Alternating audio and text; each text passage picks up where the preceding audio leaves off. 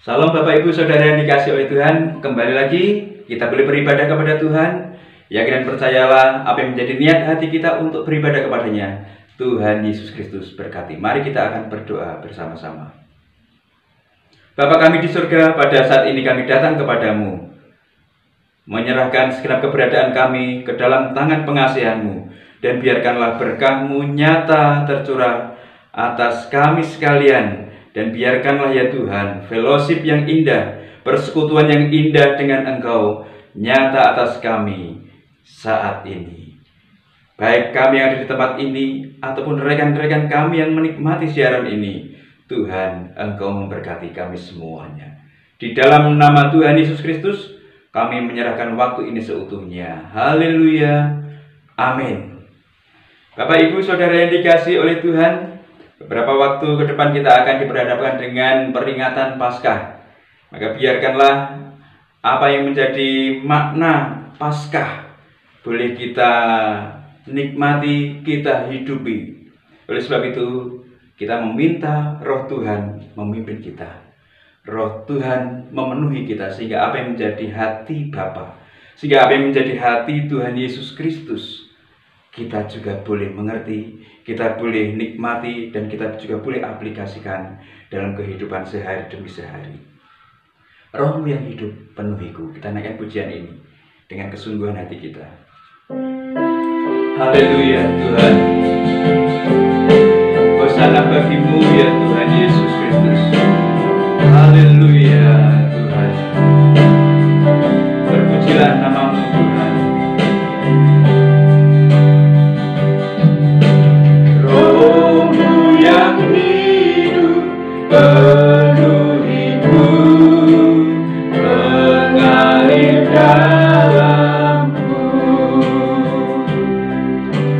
Jiwaku tenang bersama-Mu dalam naungan-Mu.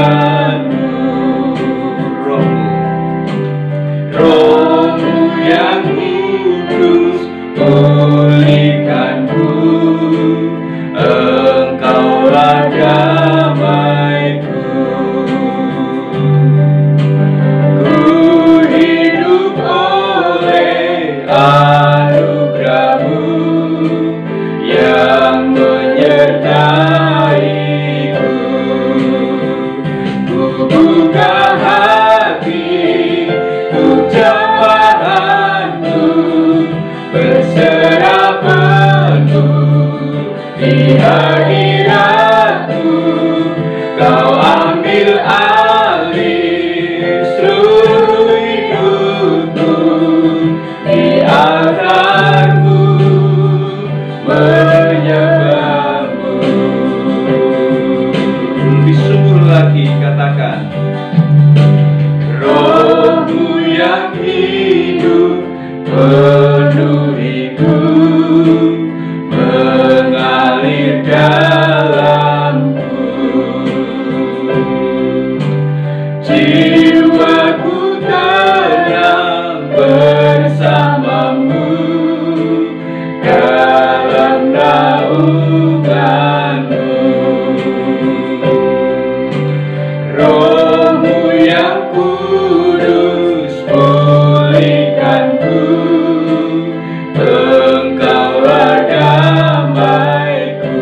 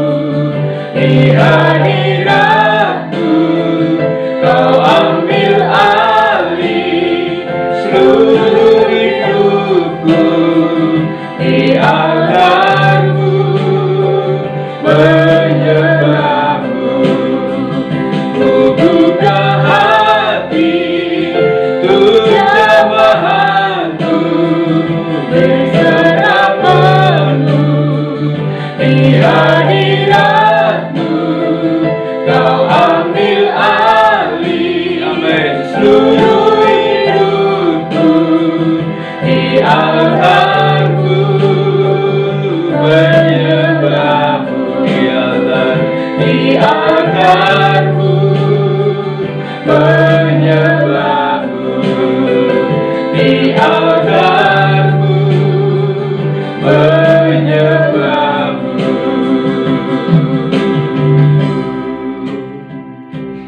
Haleluya Tuhan Yesus Kristus. Penuhi hati kami, penuhi jiwa kami, karena Engkaulah damai kami, karena Engkaulah sukacita kami. Oleh sebab itu ya Tuhan, biarkanlah ya Tuhan damai sukacitamu nyata atas setiap kami ya Tuhan. Apa yang menjadi hatimu, apa yang menjadi kerinduanmu, kehendakmu ya Tuhan, biarkanlah kami boleh mengerti, kami boleh memahami, dan kami juga boleh melakukannya dalam kehidupan sehari demi sehari. Terpujilah namamu Tuhan. Biarkanlah ya Bapa, kami boleh hidup di dalam apa yang menjadi isi hati dan kehendak-Mu supaya kami lakukan dan kerjakan. Terpujilah namamu Bapa, terpujilah namamu ya Tuhan Yesus Kristus. Biarkanlah kuat kuasa Roh-Mu yang kudus nyata menaungi pemberitaan firman pada saat ini. Di dalam nama Tuhan Yesus Kristus kami sambut kebenaran firman-Mu saat ini. Haleluya. Amin. Bapak Ibu Saudara yang dikasihi oleh Tuhan, apa pandangan kita terhadap orang-orang yang mungkin dikucilkan oleh masyarakat yang ada di sekitar kita? Mereka dikucilkan mungkin karena satu pelanggaran yang dilakukan, yang diperbuat. Mereka dikucilkan, mereka disendirikan, mereka didisiplin, ya, karena satu pelanggaran moral yang terjadi. Bagaimana pandangan kita? Atau mungkin pelanggaran-pelanggaran yang lainnya yang dianggap, yang dinilai oleh kebanyakan orang ini adalah satu hal yang dikategorikan dengan dosa. Apa yang kita akan lakukan? Apa yang akan kita kerjakan? Dan kita memiliki pandangan seperti apa? Saudara yang dikasihi oleh Tuhan, lingkungan membentuk karakter. Apa yang kita perhatikan manakala ada satu statement, lingkungan membentuk karakter? Misalnya dalam satu contoh kelompok keluarga kecil.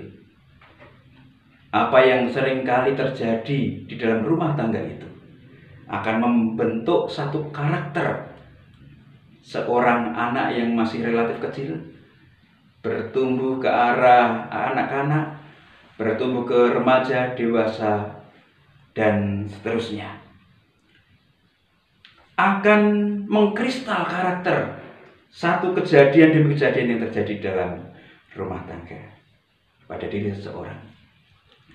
Kemudian juga ada seorang ahli yang berpendapat bahwa seorang manusia terdiri dari kumpulan sifat baik dan sifat yang jahat. Maka makhluk itu bergantung pada situasinya. Kalau situasi yang ada di lingkungannya adalah tidak baik, maka seseorang itu akan memunculkan sifat karakter yang tidak baik. Kalau lingkungan itu adalah lingkungan yang baik, menurut pendapat sang ahli ini mengatakan, yang baik itulah yang muncul ke permukaan, mengiringi perjalanan hidupnya. Saudara yang dikasihi oleh Tuhan, lebih lagi juga ada yang mengatakan bahwa lingkungan membentuk kepribadian. Lingkungan turut membentuk satu kepribadian seseorang. Saudara yang dikasihi oleh Tuhan, kemudian kalau ada statement-statement seperti ini, bagaimana sikap kita? Pandangan kita kepada orang-orang yang mendapat satu sanksi sosial dari masyarakat yang ada di sekitar. Apakah kita tidak mendekati mereka, atau mungkin ikut-ikutan menjauhi mereka, tidak menegur menyapa mereka dan membuat mereka bangkit, tetapi malah cuci tangan, seolah-olah lingkungan orang-orang yang mendapatkan satu sanksi sosial ini akan mempengaruhi baik karakter, baik perilaku ataupun kepribadian seseorang. Saudara yang dikasihi oleh Tuhan, demikian juga manakala orang-orang Farisi dan juga ahli Taurat melihat apa yang dilakukan oleh Yesus kepada orang-orang berdosa dan juga pemungut cukai, apa yang dilakukan? Ahli Taurat ini, orang Farisi ini bersungut-sungut. Kenapa demikian? Apakah karena satu statement yang mereka ketahui di lingkungan masyarakat yang berkembang pada waktu itu dan juga pada saat ini, sehingga khawatir, sehingga cemas manakala Yesus berkumpul dengan orang berdosa ataupun Yesus berkumpul dengan pemungut cukai? Mari kita akan mencoba perhatikan bersama-sama bagaimana pandangan hati Yesus kepada orang berdosa. Lukas pasal yang ke-15 ayat yang pertama sampai dengan ayat yang ke-7. Namun pembahasan kita semua dari pasal yang ke-15 Injil Lukas. Mari kita nikmati kebenaran firman Tuhan ini bersama-sama. Judul perikopnya, perumpamaan tentang domba yang hilang. 1-3. Para pemungut cukai dan orang-orang berdosa biasanya datang kepada Yesus untuk mendengarkan Dia. Maka bersungut-sungutlah orang-orang Farisi dan ahli-ahli Taurat, katanya, Ia menerima orang-orang berdosa dan makan bersama-sama dengan mereka. Lalu Ia mengatakan perumpamaan ini kepada mereka. Siapakah di antara kamu yang mempunyai 100 ekor domba, dan jikalau ia kehilangan seekor di antaranya, tidak meninggalkan yang 99 ekor di padang gurun, dan pergi mencari yang sesat itu sampai ia menemukannya? Dan kalau ia telah menemukannya, ia meletakkannya di atas bahunya dengan gembira. Dan setibanya di rumah, ia memanggil sahabat-sahabat dan tetangga-tetangganya, serta berkata kepada mereka, Bersukacitalah bersama-sama dengan aku, sebab dombaku yang hilang itu telah ditemukan. Aku berkata kepadamu, demikian juga akan ada sukacita di surga karena satu orang berdosa yang bertobat, lebih daripada sukacita karena 99 orang benar yang tidak memerlukan pertobatan. Amin. Bapak, Ibu, Saudara yang dikasihi oleh Tuhan, ini adalah awal mula satu kisah bagaimana orang-orang Farisi, bagaimana ahli Taurat mencoba untuk menunjukkan satu sikap sungut-sungutnya kepada Tuhan Yesus, karena Tuhan Yesus memilih satu kebiasaan, menunjukkan satu kebiasaan kumpul bersama dengan pemungut cukai dan juga orang-orang berdosa. Bagaimana pendapat Yesus? Bagaimana pandangan hati Yesus kepada orang-orang berdosa ini? Bagaimana pandangannya? Bagaimana pendapatnya? Ahli Taurat dan orang-orang Farisi ini bersungut-sungut. Mereka tidak menyukai apa yang dilakukan oleh Yesus manakala berada bersama-sama dengan orang berdosa.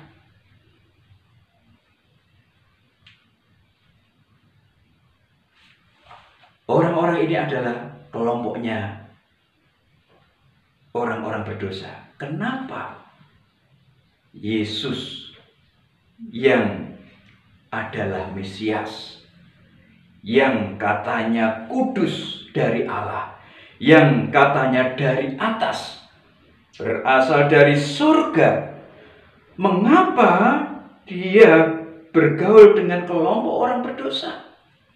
Ini yang ada dalam pemikiran orang-orang Farisi dan juga ahli Taurat. Mereka tidak membiarkan Yesus berkumpul dengan mereka. Karena mungkin ada satu pemikiran, jangan sampai Yesus dinajiskan pemikirannya dan keberadaannya. Saudara yang dikasihi oleh Tuhan, pemungut pajak, kemudian orang yang dikategorikan dosa,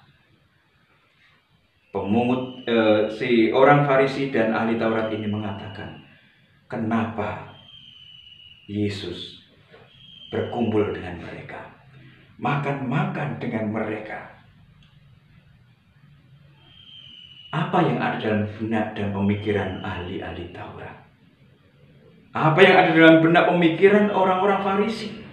Kenapa Yesus dilarang bergaul dengan mereka? Apakah karena dinajiskan atau seperti apa? Saya yakin bukan hal itu yang membuat mereka bersungut-sungut. Bukan hal itu yang membuat mereka marah kepada Yesus Kristus yang berkumpul dengan orang-orang berdosa dan juga pemungut cukai. Bukan.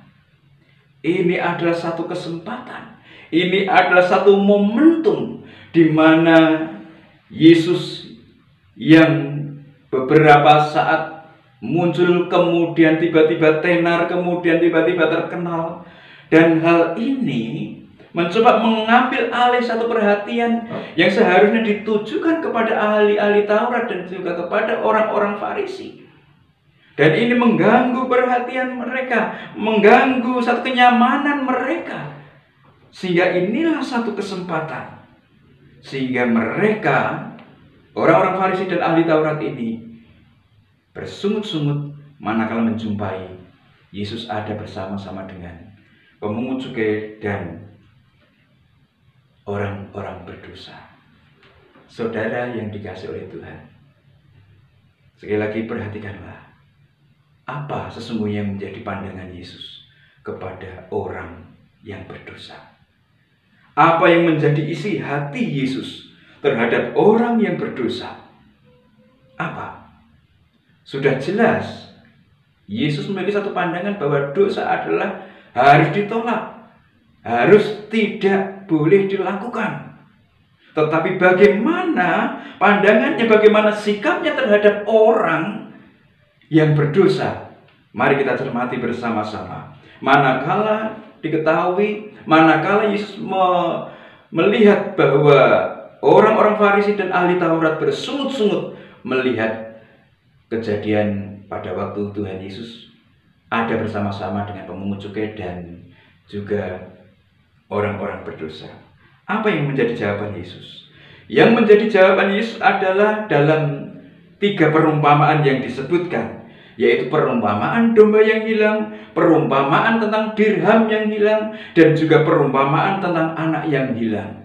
Inilah pandangan Yesus kepada orang-orang berdosa, orang-orang yang dikategorikan, diklasifikasikan berdosa oleh ahli kitab saat itu. Orang yang merasa dirinya benar, orang yang merasa dirinya suci, orang yang merasa dirinya dekat dengan Tuhan, yang menjustifikasi, yang menghakimi orang-orang yang berperilaku, yang memiliki satu perilaku dosa. Dan inilah pandangan Tuhan Yesus. Bagaimana pandangan Tuhan Yesus Kristus? Tuhan Yesus memberikan satu pandangan kepada orang-orang yang berdosa. Pada perumpamaan yang pertama, Tuhan Yesus sampaikan adalah tentang perumpamaan domba yang hilang. Apa yang terjadi dengan domba yang hilang? Ada penggembala memiliki 100 ekor domba gembalaan, dan yang terjadi di satu padang penggembalaan 1 ekor hilang. Dan dalam perumpamaan itu Yesus menyampaikan bahwa penggembala itu pastilah mencari yang 1 ekor dan meninggalkan sesaat 99 yang lainnya. Mencari. Saudara yang dikasihi oleh Tuhan, penggembala ini mencari. Apa yang terjadi manakala domba hilang? Domba hilang itu adalah domba yang hidup, bukan domba yang mati. Apa yang terjadi dengan domba yang hidup? Maka domba hilang yang masih hidup itu akan mencoba untuk, apakah karena ingin memisahkan diri atau karena mungkin terhilang, tersesat, atau apakah sebabnya domba ini terpisah dari kelompoknya yang lain, tetapi kenyataannya adalah bahwa domba ini terhilang. Domba yang memiliki kaki, memiliki mata, kemudian memiliki satu rasa haus, rasa lapar, pastilah mencoba untuk mencari yang bisa membuat dirinya bertahan hidup. Meskipun domba ini dikategorikan sebagai domba yang tersesat. Dan yang dilakukan oleh penggembala dalam perumpamaan itu disebutkan bahwa penggembala itu pasti mencari, pasti berusaha untuk mendapatkan sampai ketemu. Itu yang dilakukan oleh penggembala itu terhadap domba yang hilang, yang tidak tahu entah kemana perginya, tetapi dicari sampai ketemu. Dan manakala ketemu, domba itu akan ditaruh di atas baunya, dengan sukacita dibawa ke kelompoknya lagi. Dengan sukacita penggembala itu akan membuat satu pesta. Saudara yang dikasih oleh Tuhan, perumpamaan ini disampaikan oleh Tuhan Yesus kepada ahli Taurat dan juga orang Farisi pada saat itu. Bagaimana pandangan hatinya kepada orang yang berdosa. Saudara, belum cukup di sana. Masih ada yang kedua. Di sana disebutkan bahwa diibaratkan orang berdosa itu adalah dirham yang hilang. Apa yang dilakukan oleh seorang perempuan yang memiliki dirham kemudian tiba-tiba hilang? Maka yang dilakukan adalah perempuan itu mengetahui dirham itu berharga, kemudian dirham itu tidak akan kembali ke tempatnya semula kalau tidak dicari, kalau tidak ditemukan, kalau tidak didapatkan, tidak akan kembali. Sehingga apa yang terjadi? Perempuan itu akan mencari, menyalakan pelitanya, kemudian menyapu sampai bersih dan menemukannya. Karena dirham itu tidak bisa berjalan sendiri. Dirham itu tidak pergi dengan sendirinya. Tidak bisa berjalan. Tidak. Tetapi perempuan itu akan mencari, menyapu, menyalakan pelita sampai menemukan, sampai mendapatkan. Dan yang terjadi adalah bahwa perempuan itu akan merasakan satu sukacita. Perempuan itu merasakan satu kegembiraan yang luar biasa dan mengadakan satu pesta. Saudara yang dikasih oleh Tuhan, ini yang disampaikan oleh Tuhan Yesus Kristus tentang pandangan hatinya kepada orang yang dikategorikan berdosa, orang yang dijustifikasi berdosa, dikucilkan oleh orang-orang banyak. Tetapi Yesus memiliki satu pemandangan yang berbeda terhadap mereka ini. Kemudian lagi, perumpamaan yang ketiga yang menjawab bagaimana pandangan Tuhan Yesus kepada orang berdosa untuk memberitahu kepada ahli Taurat dan juga orang-orang Farisi pada saat itu adalah diumpamakan seorang anak yang terhilang. Apa yang terjadi? Anak itu memiliki satu kesengajaan melakukan pelanggaran, berdosa. Tetapi pada bagian berikutnya, anak itu menyadari kesalahannya. Anak itu menyadari pelanggarannya. Anak itu bertobat, mengaku berdosa dan datang kembali kepada ayahnya. Dan apa yang terjadi? Ayahnya menyambut. Ayahnya yang selalu menunggu menyambut dia dengan gembira ria. Bahkan sampai juga membuat satu pesta karena anaknya yang hilang telah kembali. Bapak, Ibu, Saudara yang dikasihi oleh Tuhan, inilah pandangan hati Tuhan Yesus. Manakala ditanya oleh orang-orang Farisi dan juga ahli Taurat, ahli kitab pada saat itu tentang keberadaan orang berdosa. Dan manakala mereka bersungut-sungut tentang keberadaan Yesus yang bergaul dengan orang berdosa, maka Tuhan Yesus memberikan satu jawaban tentang apa isi hatinya. Yang tidak lain dan tidak bukan adalah dari perumpamaan pertama tentang domba yang hilang adalah Yesus yang mengibaratkan dirinya sebagai gembala. Dalam perumpamaan itu disebutkan mencari dimanapun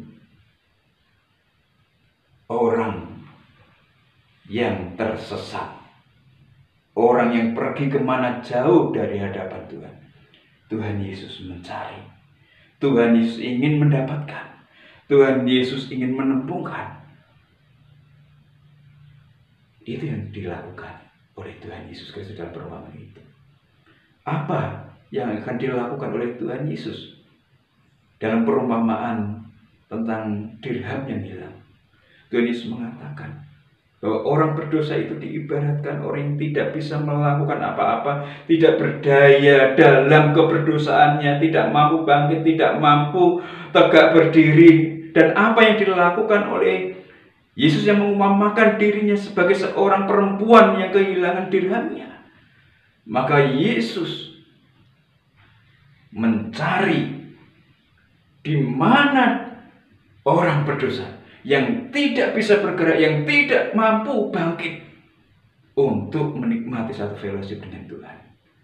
Itu yang dilakukan Tuhan Yesus, mencari meskipun ketidakbisaan, ketidakberdayaan orang berdosa itu bangkit menikmati kemenangan yang dari Allah. Tetapi Yesus mencari, menempatkan pada tempatnya kembali. Yang ketiga adalah bagaimana sikap Yesus terhadap orang yang berdosa.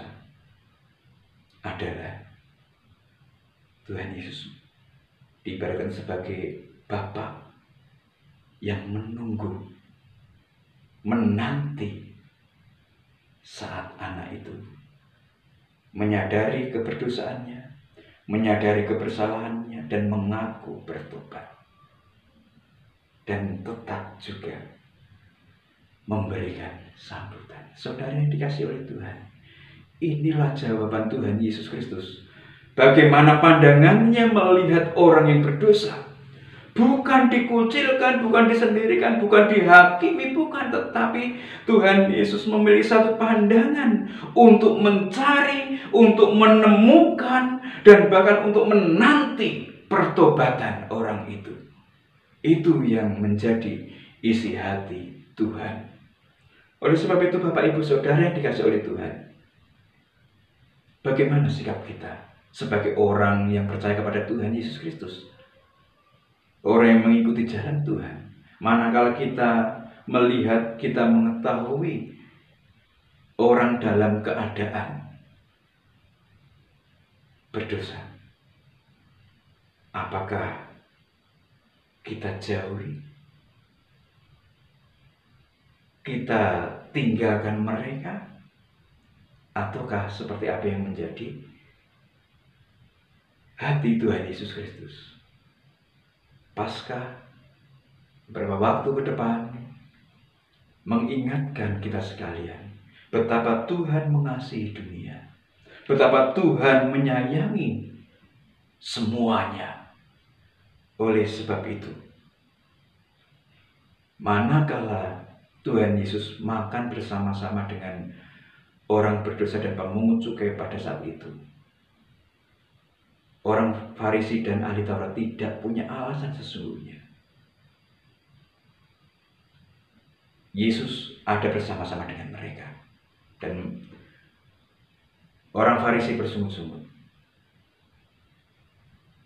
Karena siapapun orang yang dekat dengan Yesus, yang mendekati Yesus, apakah orang Farisi, ataukah ahli kitab, ataukah orang berdosa, ataukah pemungut pajak, orang-orang yang mendekatkan diri kepada Yesus adalah orang-orang yang memiliki satu keinginan mendengar dan bertobat, melakukan apa yang menjadi arahan-arahan dari Tuhan Yesus.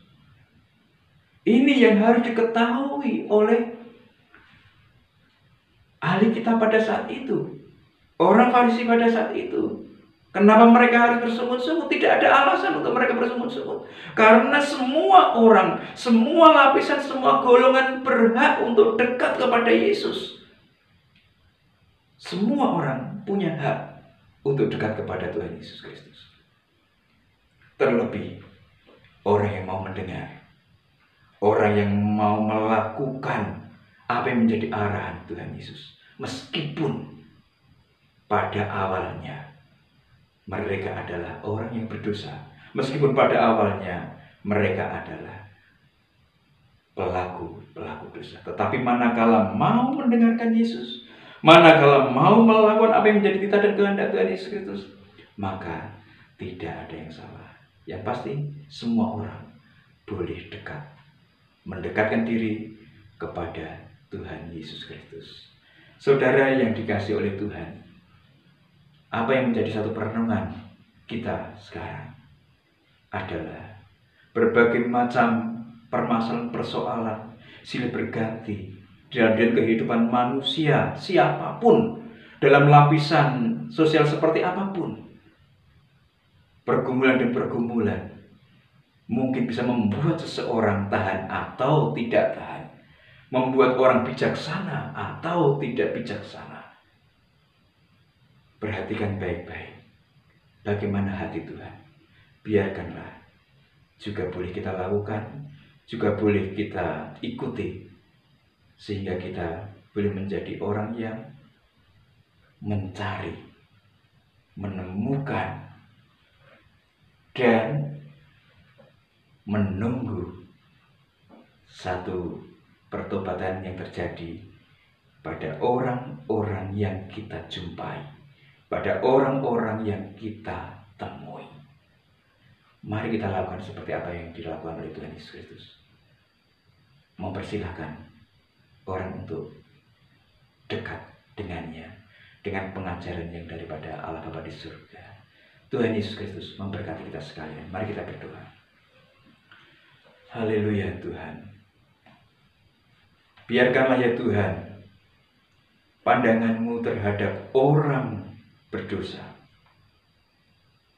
membuat kami terus hidup dalam inspirasi tersebut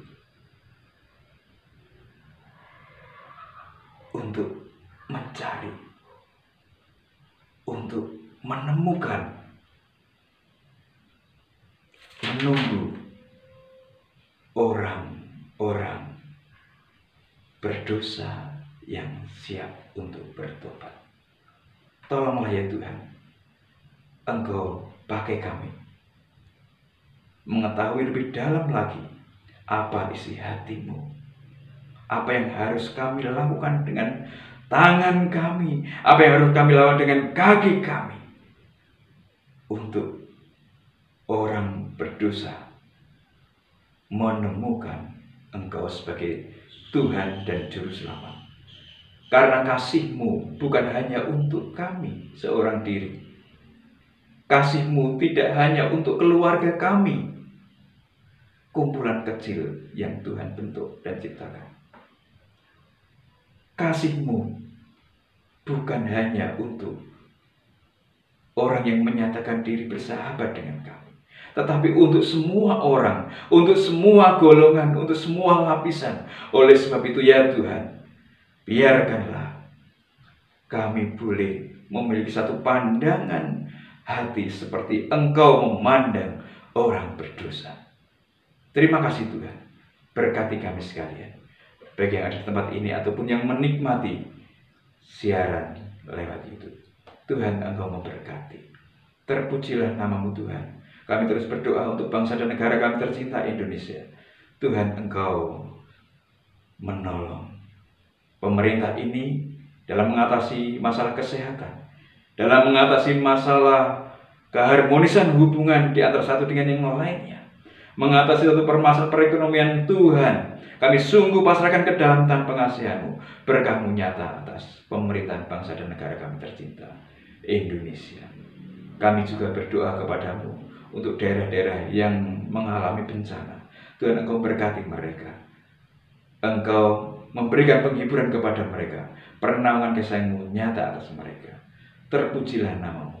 Dan saat ini kami juga berdoa seminggu yang akan kami lalui. Biarkanlah ya Tuhan, kami tidak tahu apa yang akan terjadi, tetapi berkah-berkah-Mu kami rindu nanti, harapkan selalu. Karena kekuatan kami tidak mampu mengatasinya. Oleh sebab itu, hanya berserah kepadamu. Dan semuanya itu kami pinta, kami pohon, kami nantikan melalui doa yang Tuhan ajarkan kepada para murid-Mu yang demikian bunyinya. Bapa kami yang ada di surga, dikuduskanlah namamu, datanglah kerajaan-Mu, jadilah kehendak-Mu di bumi seperti di surga. Berikanlah kami pada hari ini makanan kami secukupnya, dan ampunilah kami akan kesalahan kami seperti kami mengampuni orang yang bersalah pada kami. Dan janganlah membawa kami ke dalam cobaan, tetapi lepaskanlah kami daripada yang jahat. Karena Engkau-lah yang punya kerajaan dan kuasa dan kemuliaan sampai selama-lamanya. Saudara yang dikasihi oleh Tuhan, biarkanlah damai sejahtera sukacita yang daripada Allah Bapa di surga, cinta kasih daripada Tuhan Yesus Kristus serta persekutuan dengan Roh yang Kudus nyata memimpin menaungi segenap kehidupan kita. Dari saat ini hingga Maranatha, Tuhan Yesus datang menjemput kita sekalian sebagai saleh-salehnya bertemu di awan-awan. Terimalah berkatnya bersama-sama di dalam nama Tuhan Yesus Kristus. Haleluya. Amin. Selamat berhari Minggu. Salam sehat, menjadi saksi dan terang Tuhan, memiliki pandangan hati seperti pandangan Yesus memandang orang berdosa. Tuhan Yesus memberkati. Salam.